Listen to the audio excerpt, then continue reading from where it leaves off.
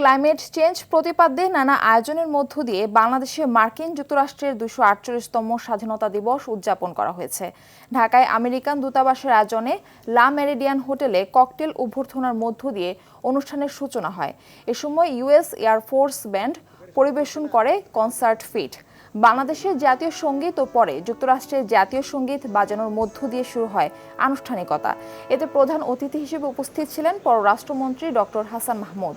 এক বক্তব্যে যুক্তরাষ্ট্রের স্বাধীনতা দিবসে বাংলাদেশের জনগণের মুক্তি ও স্বাধীনতার সংগ্রামে সংহতি জানানোর কথা বলেন মার্কিন রাষ্ট্রদূত পিটার হাস। এছাড়া বলেন, নিজেদের চ্যালেঞ্জ মোকাবেলায় বাংলাদেশের জনগণের প্রতি যুক্তরাষ্ট্র প্রতিশ্রুতিবদ্ধ বলেও মন্তব্য করেন তিনি। পাশাপাশি এ বছরের প্রতিপাদ্য জলবায়ু পরিবর্তন নিয়েও কথা বলেন মার্কিন রাষ্ট্রদূত। বাংলাদেশ জলবায়ু পরিবর্তনে ঝুঁকিপূর্ণ দেশের তালিকায় সপ্তম। যুব ক্ষমতায়ন, জলবায়ু সম্পর্কিত স্মার্ট কৃষি, বায়োডাইভার্সিটি, সাস্টেইনেবল শহর এবং বায়ু দূষণ প্রতিরোধ বিষয়গুলো তুলে ধরা হয়েছে।